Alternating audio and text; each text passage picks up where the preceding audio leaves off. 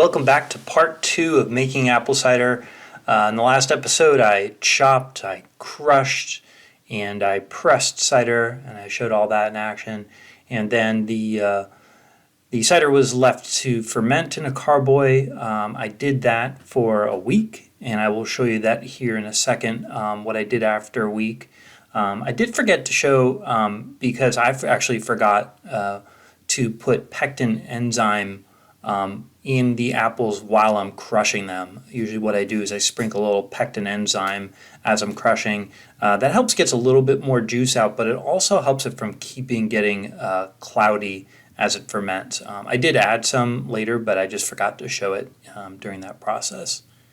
But here it is after about a week, and I'm siphoning off the cider.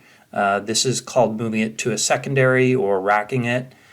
So I'm taking the cider out of the container. You can see quite a bit of gunk on the bottom there. That's sediment and yeast building up. As the yeast multiplies, you get all that yeast sediment on the bottom, along with other particles from the juice.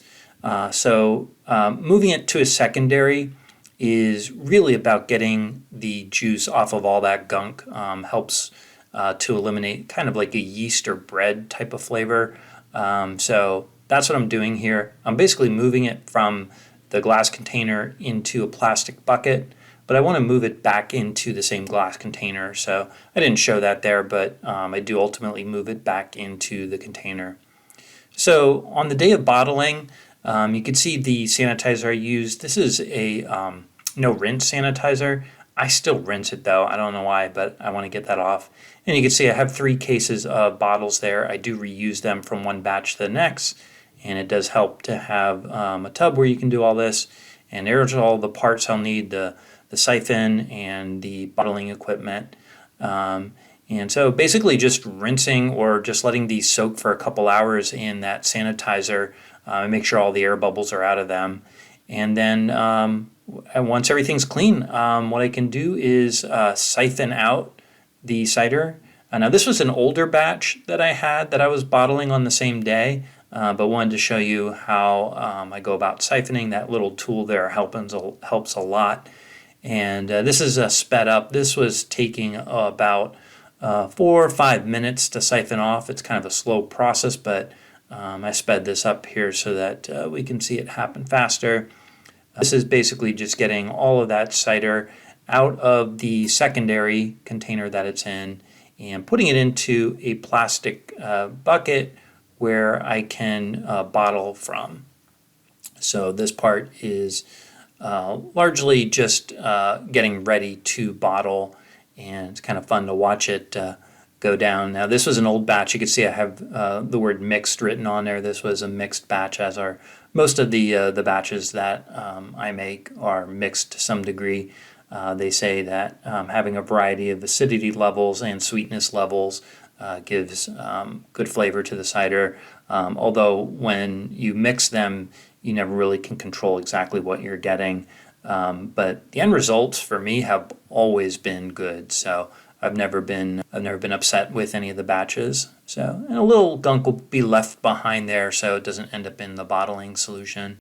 And here you can see the bottling equipment. There's a plastic tube connected to a plastic rod that has a little contraption on the end that when you press down on the bottom of the bottle, it will release the liquid. So right now there's nothing coming out, but once you press down, you'll start to get liquid coming out.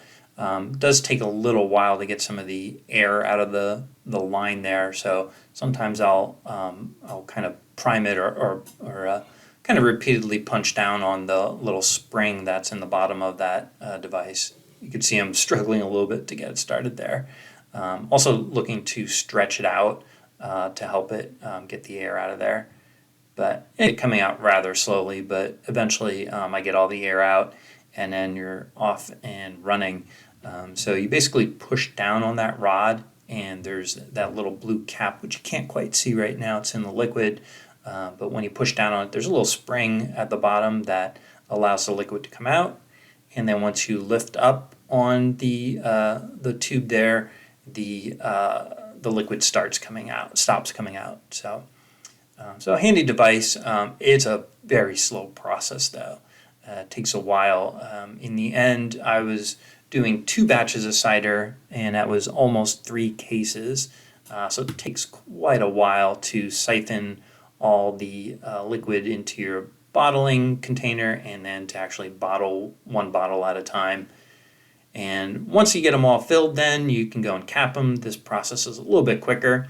I usually just set the cap on top there, and then this red device I have there allows you to push down and just a little squeeze there, and the cap is on. It's that simple.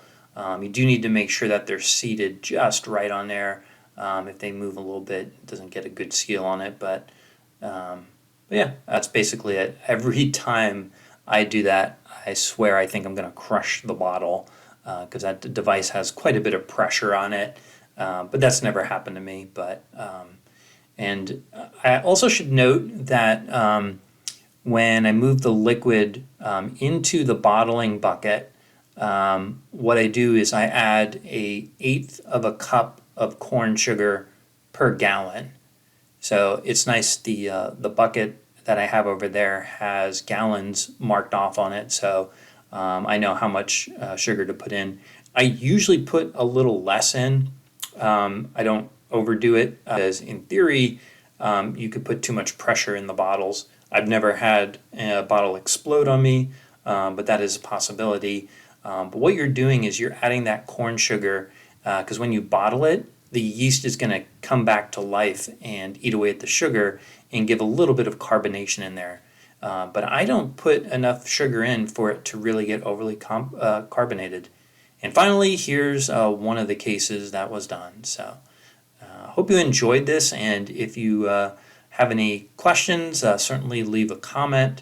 And if you want to see anything else related to making apple cider, certainly let me know, and I can do other videos when I make other batches. I usually just do this in the fall, but I can also, if you have any questions about metal detecting, which is my true passion, certainly leave comments, and I appreciate any likes and comments and subscribes. Thank you so much.